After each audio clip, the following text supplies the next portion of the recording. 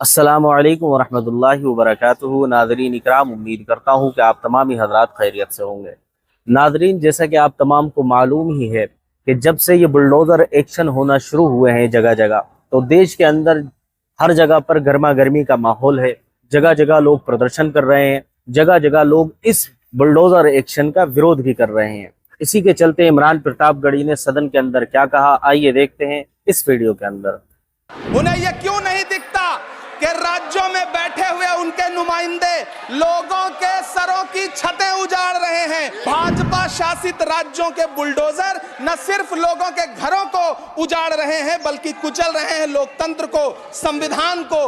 देश ये कैसा बनाया आपने, लूट कर पैसा बनाया आपने। देखिए जलते दिए भी बुझ गए, अजब दीपक राग गाया आपने। पूरा सदन अमृत काल के बजट की चर्चा कर रहा है, मैं तो गरीबों की रोटी और दाल के बजट की चर्चा करूंगा। तुम्हारी फाइलों में गांव का मौसम गुलाबी है, मगर ये आंकड़े झूठे हैं, ये दावा किताबी है।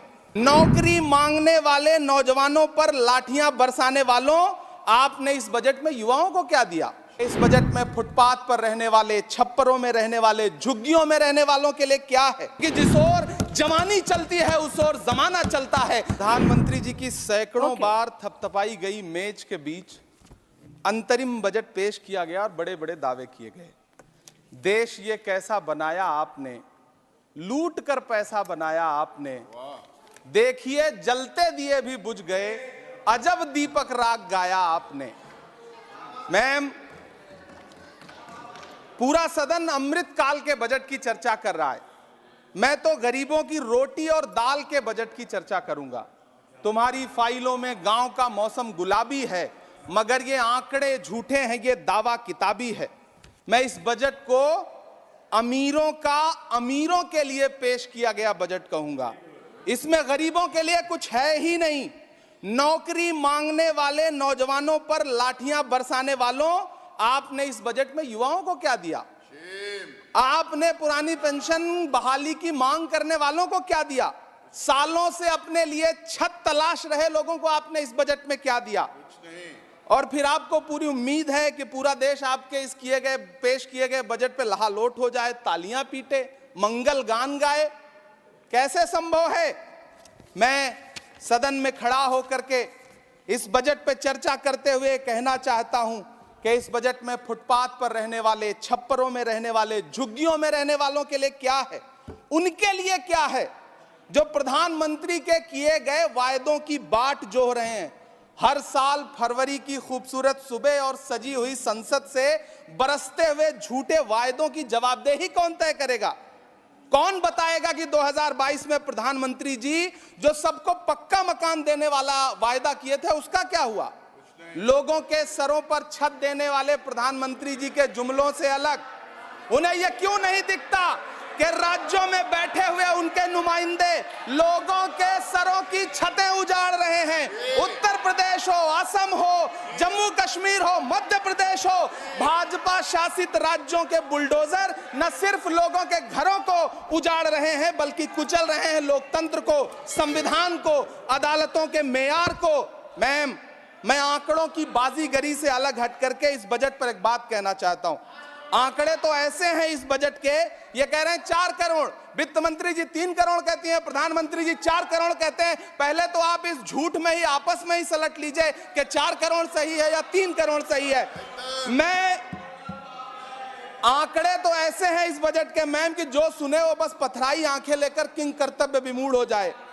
लेकिन झील में पानी बरसता है हमारे देश में, झील में पानी बरसता है हमारे देश में, खेत पानी को तरसता है हमारे देश में, जिंदगी का हाल खस्ता है हमारे देश में, दूध महंगा खून सस्ता है हमारे देश में। मैम, रोजगार, महंगाई, किसान, मनरेगा, पेट्रोल डीजल के दाम, गैस सिलेंडर के दाम, फसलों की एमएसपी की गारंटी, इन सब जन सरोकार की बातों से इस बजट का कोई लेना देना नहीं। हमारे ट्रेजरी बेंच के साथी हंगामा कर रहे हैं। मैं तो कहना चाहता हूं मैम, वो एक बार इनके एक नेता एक गांव में गए और उन्होंने गांव में कहा कि गांव वालों आओ, मैं तुम्हारी समस्याएं समाप्त करना चाहता हूं। गांव वाले इकट्ठा हो गए नेताजी ने गांव वालों से कहा बताओ तुम्हारी दो समस्याएं बताओ, मैं दोनों समस्याओं का यहीं पे समाधान करूंगा। तो गांव वालों ने कहा साहब हमारी पहली समस्या है कि हमारे यहाँ कोई हॉस्पिटल नहीं है। तो नेताजी ने मोबाइल निकाला, कहीं फोन मिलाया और मिला के फोन पे पता नहीं क्या कुछ कहा कि यहाँ गांव में हॉस्पिटल नहीं है, हॉस्पिटल तुरंत, यहाँ हॉस्पिटल चाहिए।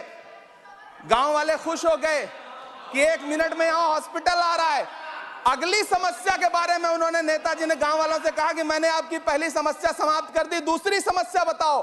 तो गांव वालों ने कहा साहब इस गांव में कोई भी मोबाइल का नेटवर्क ही नहीं है। ये है इनके काम करने का तरीका, ये है झूठ बोलने का तरीका। इन्होंने वायदे किए बड़े बड़े, जो 10 साल के इनके वायदे हैं मैं उनके बारे में बात करूंगा।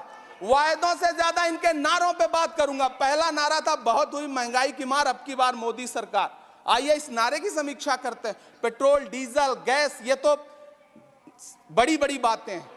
आटा, चावल, दूध, दही, पनीर, छाछ, सब चीज पे जीएसटी।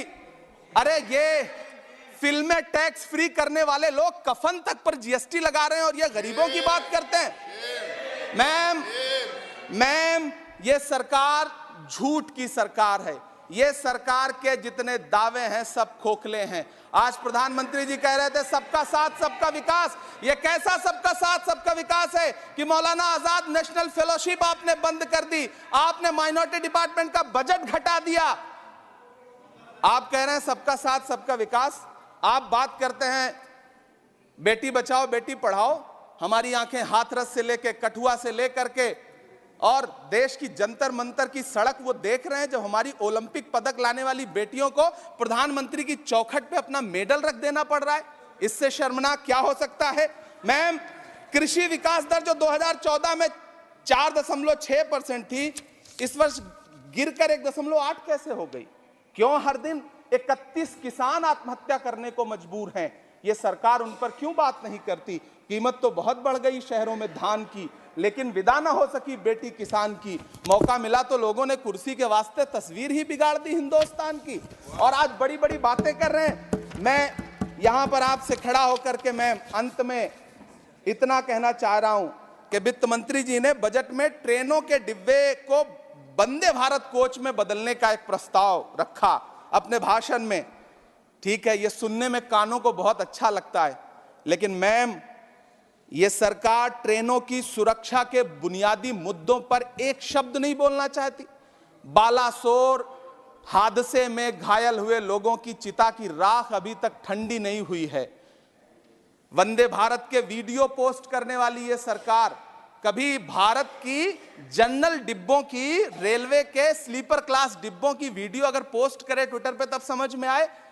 बिहार से, इलाहाबाद से, लखनऊ से दिल्ली आने वाली, मुंबई जाने वाली ट्रेनें देख लीजिए, उनकी हालत देख लीजिए, तो आपको लगेगा कि ये वही ट्रेनें हैं।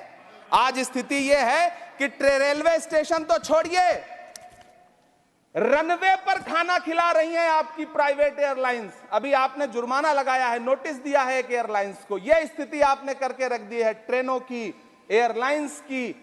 ऐसे में मैम कागजों पर तो आप कितना भी वंदे भारत और बुलेट ट्रेन सर पर दौड़ा लीजिए, लेकिन असल में भारत की ट्रेनों की डिब्बों की सवारियों की हालत देखने लायक है। अगर सरकार खुली आंखों से उसे देखना चाहे तो देखे और उनकी स्थिति सुधारे।